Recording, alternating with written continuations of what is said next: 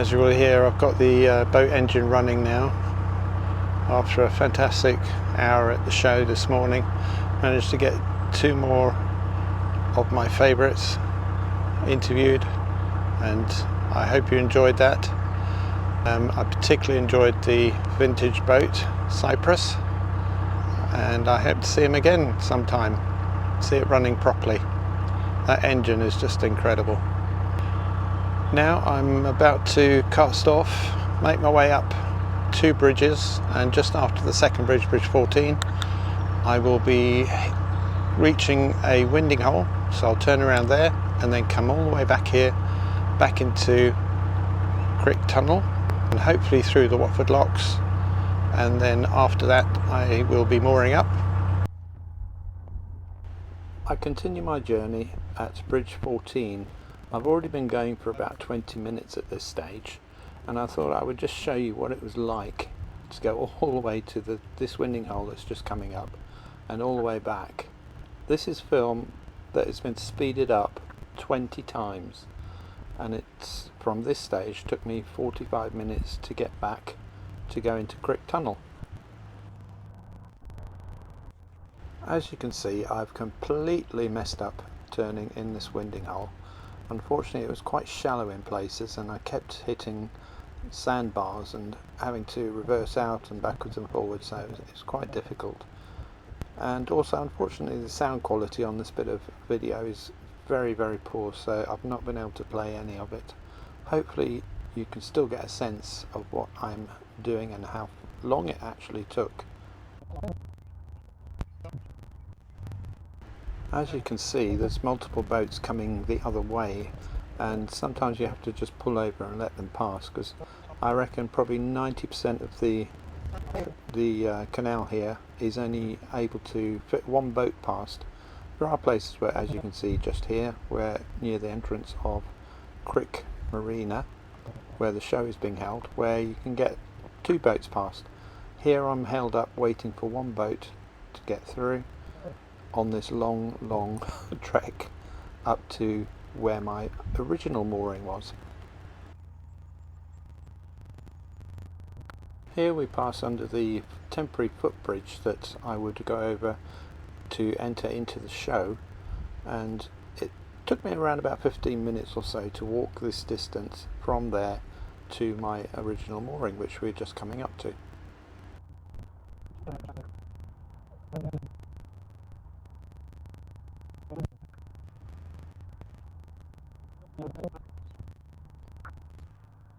As you can see, we're just coming up to the original mooring spot, and don't you think hindsight is a wonderful thing?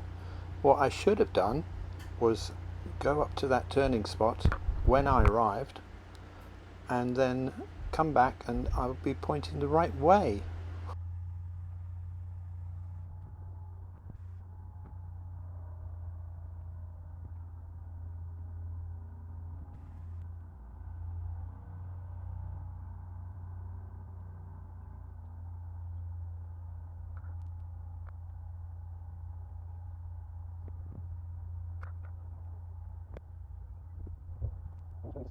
Oh,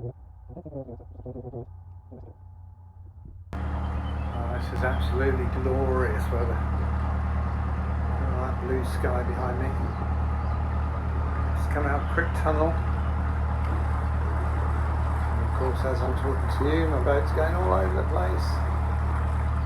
I need to concentrate on talking, which is hard for me, and steering the boat.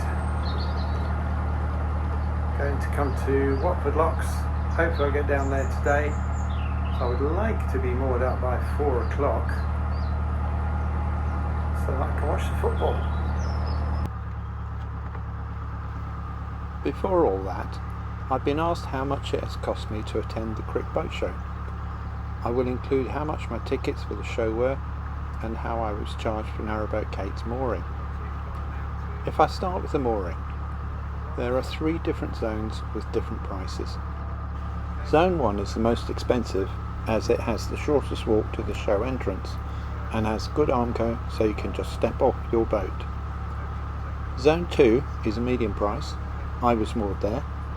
With good armco you can also step off your boat onto the towpath. However, the walk to the show took me around 15 minutes to get to the entrance. Zone 3 has the lowest price. However, there is mostly no armco and you will usually have to use your plank to reach the bank to get to the towpath. It also can be a long walk.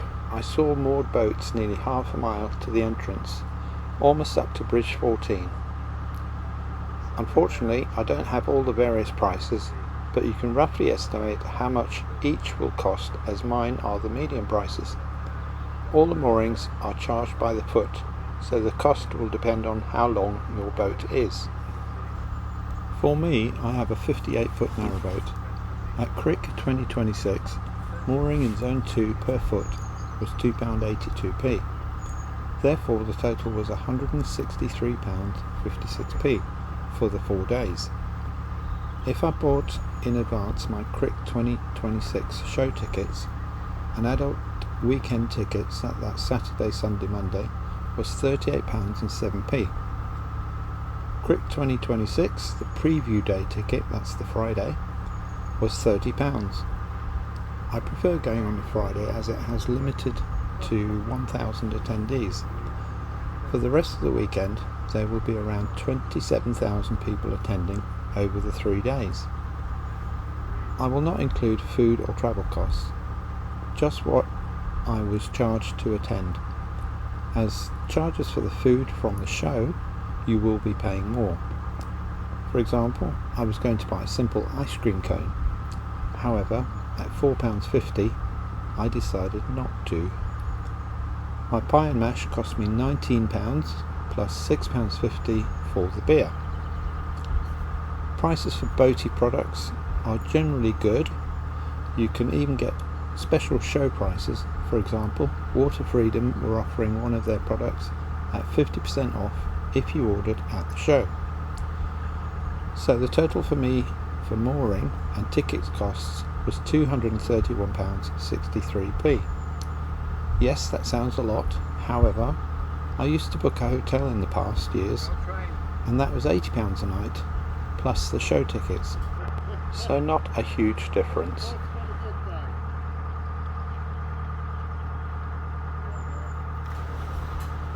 Tips if you are thinking of attending Crick Boat Show by boat.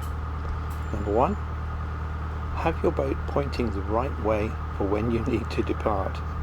If it's the Monday, you will want to leave very early, or the day before as I did. Bear in mind you only have mooring booked until the Monday. Number 2.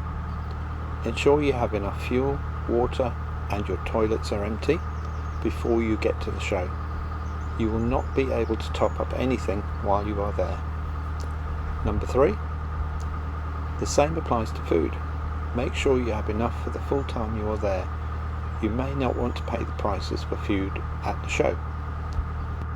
Number 4. Would I go by boat again? Well, if you'd asked me when I arrived, I would have said absolutely not. However, now it's an absolute yes. Things very quickly calmed down and I felt a lot more comfortable after the community vibe started. I never walked to the entrance of the show without stopping to talk to someone fascinating. The people are just incredible, and to view their various boat names, my favourite was this one, Bazinga. This is one of my favourite names for a boat of all time. I chatted to them for nearly 15 minutes. Lovely people. Well, I've arrived at Watford Locks and sadly there's 4 boats ahead of me, so it's going to be a little while before I can get down there. However, still time. Once I start, it'll take less than an hour or so, and hopefully my mooring spot that I kept talking about in the last one will be free, and that's the closest one.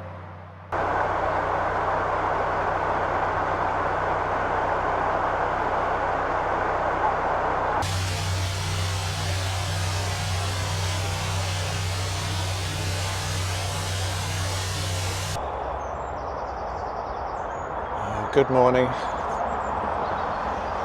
Feels like I've had a lie-in today.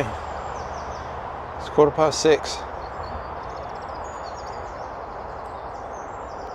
I did want to actually wake up a little bit earlier. Didn't set an alarm. Why should you? It's canal time. Glorious morning. Once again. And the weather's due to get extremely warm today for the UK. 32 degrees in my area. Perhaps warmer elsewhere. So my plan is to have my coffee, a quick bite to eat for breakfast, and then get going as quick as I can before the real heat of the day sets in, because right now it's about 15-16 degrees. Very pleasant. So for now, I'm going to finish my coffee. I'm going to get cracking, get going. I think I'll just show you a few shots of some of the animals in the fields. It's lovely. I do have the noise of the motorway just over there. Oh, and by the way, this is the exact spot that I wanted to moor at in that first video. So at least I've got to do that.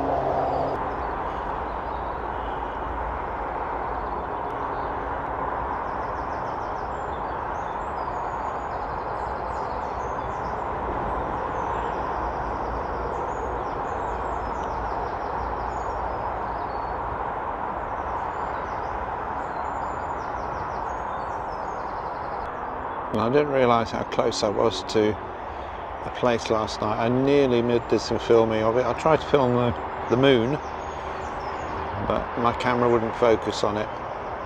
Just behind these trees was lit up like a bit like a Christmas tree, I guess. You can almost see right behind those trees there some bubbles, or plastic bubbles I think they are. And that is that restaurant that I passed as well. I didn't realise I was so close.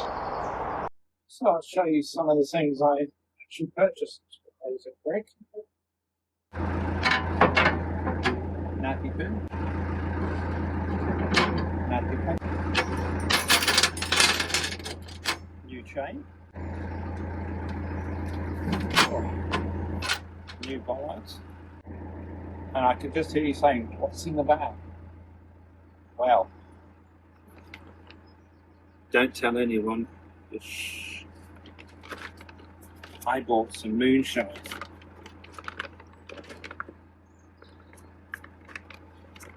Do you want to see what it looks like?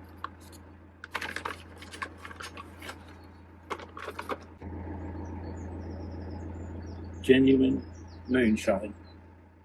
This one's called Tough Nut from O'Donnell. And I had a taste of that and it is whoa. Definitely recommend you getting some of that if you can get hold of it. A nice pouring top that goes with it. I've finished my coffee and breakfast, and it's now 7:15, and I need to get going because I was hoping to be going quite a bit earlier. To start with, making my way to Norton Junction, where I've got the sharp right turn. And then a little way after that, I've got Braunston Tunnel, or should I call it Braunston Wiggly Tunnel.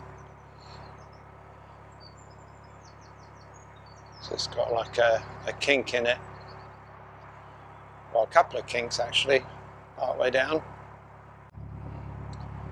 And if you're not paying attention, like I wasn't, you kiss the side, let's say, let's put it that way.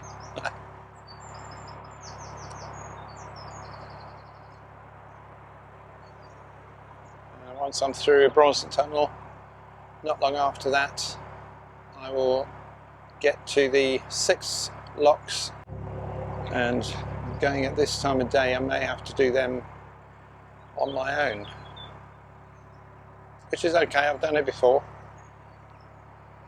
It's just usually a bit easier if you've got another boat there, because the chances are they've got crew that will help.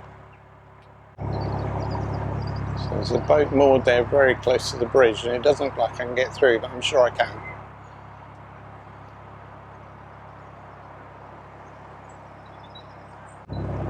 Oh yes, I remember this boat, yeah. It is moored on a private mooring on the right.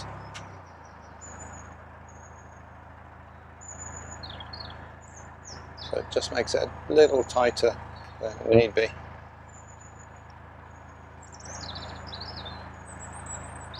But still more than enough room to get through.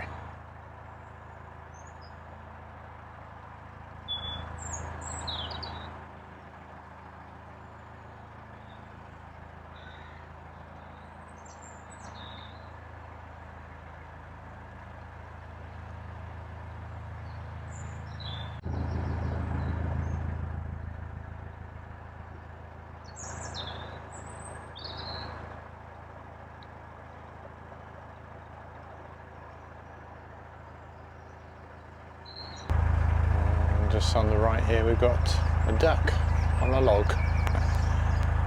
It's warming itself in the sun.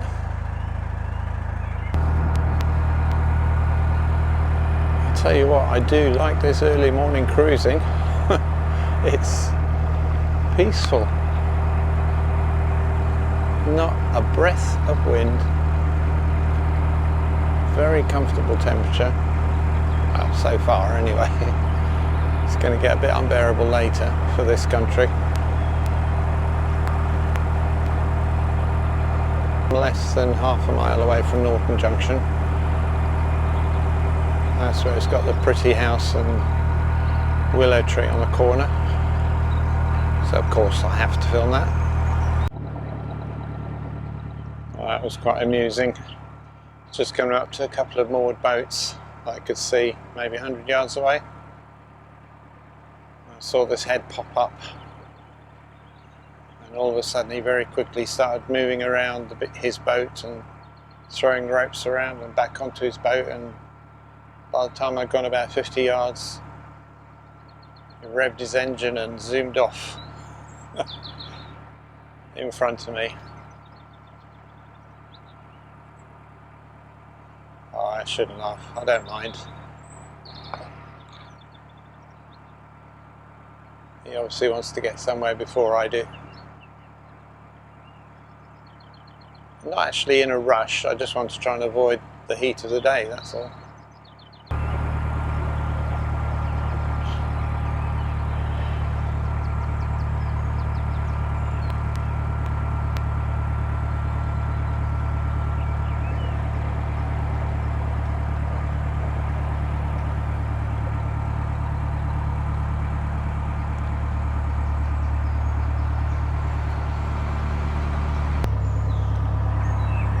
Just noticed that boat that very quickly departed as I was coming up has disappeared off into the distance. I can't see him on this, which I should be able to,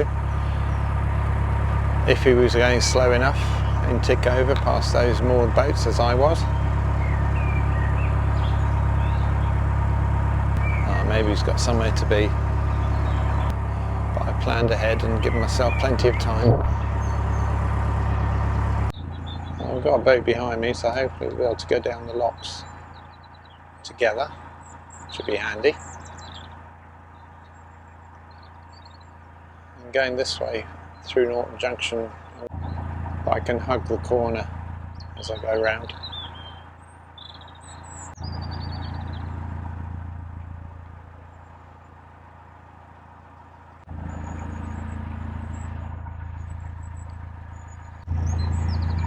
It's unlikely there'll be boats moving the other way at this time of day, but got to be vigilant.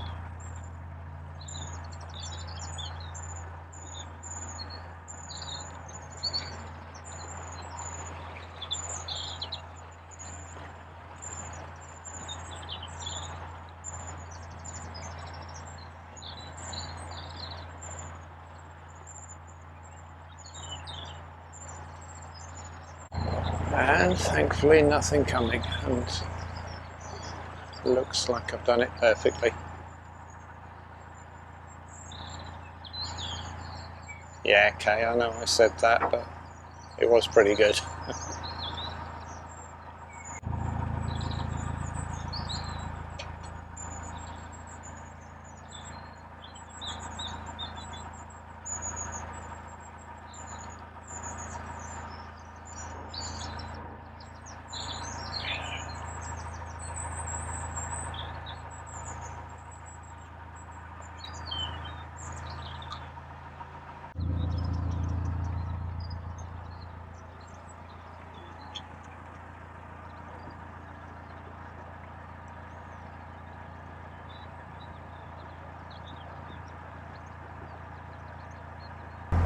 already. Time's just 20 past 8. So I've been going for just about an hour, just over an hour. I can feel the sun on my back already getting quite warm. Don't get me wrong, I prefer the heat and the sun. But as you can see, I'm wearing long sleeve t-shirt. And that's because, just like quite a few people at the show, looked a little bit like tomatoes. So they obviously didn't have sun cream. I don't have sun cream, hence the long t-shirt and my hat, just to try and avoid the worst of it.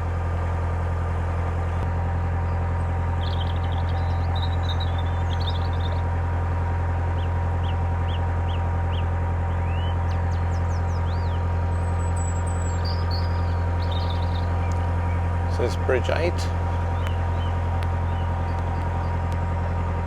on the Grand Union Canal.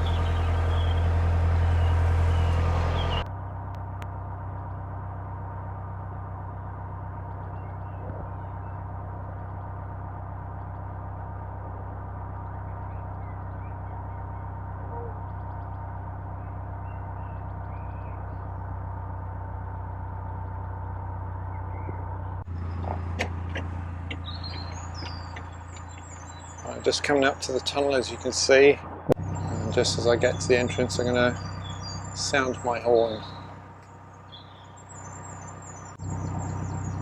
Some people do that, some don't. Now that I've got a horn, I think I'm going to do it.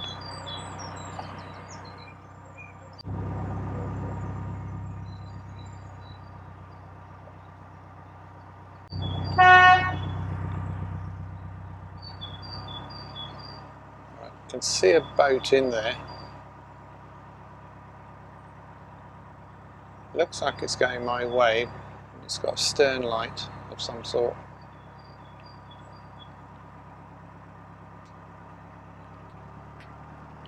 Let's get the engine going a bit quicker so we can get through. So I've got somebody not too far behind.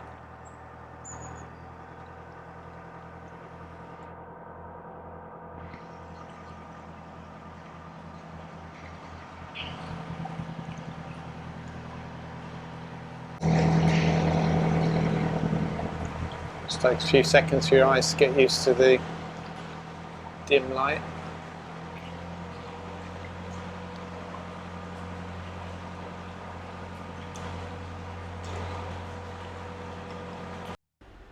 Quite frustratingly, the sound quality on some of the video that I shot towards the end of my trip was far too poor to play, but I did get back to my mooring where my car was parked. I moored up safely and made it home.